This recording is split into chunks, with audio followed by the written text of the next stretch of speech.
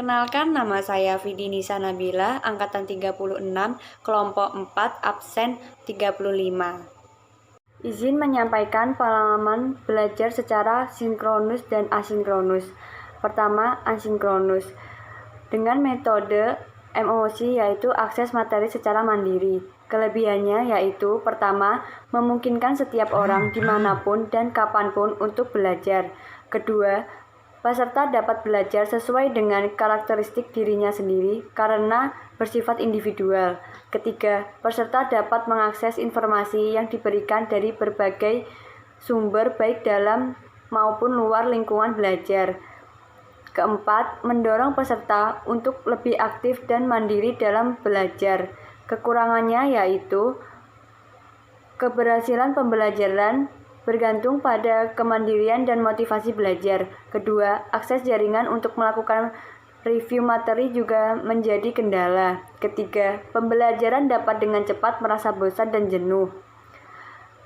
Kedua, sinkronus dengan metode distance learning. Kelebihannya yaitu, pertama, dapat mengajukan pertanyaan secara langsung kepada pemateri. Kedua, keaktifan dalam pembelajaran bisa terlihat secara langsung. Ketiga, bisa mendapatkan materi pembelajaran yang lebih maksimal dari pemateri. Kekurangannya yaitu akses internet yang kurang stabil sehingga mengganggu proses pembelajaran. Pengalaman pembelajaran pada hari ini adalah anti korupsi. Korupsi adalah penyelewengan atau penggelapan uang negara atau perusahaan sebagai tempat seorang bekerja untuk keuntungan pribadi atau orang lain. Ciri-ciri korupsi adalah, pertama, dilakukan oleh lebih dari satu orang. Kedua, merahasiakan motif. Ketiga, berhubungan dengan kewenangan atau kekuasaan tertentu. Keempat, berlindung di balik pemerintahan hukum. Kelima, melanggar kaedah kejujuran dan norma hukum. Keenam, mengkhianati kepercayaan. Penyebab korupsi adalah 1.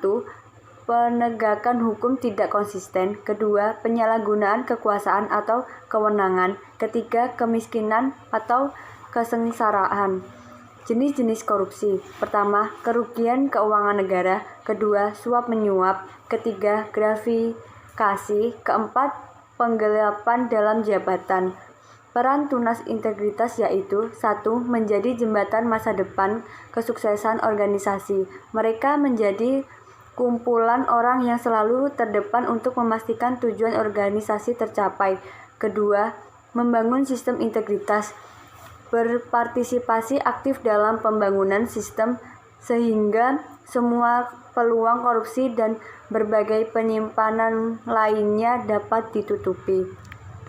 Itu saja yang dapat saya sampaikan, kurang lebihnya saya mohon maaf. Wassalamualaikum warahmatullahi wabarakatuh.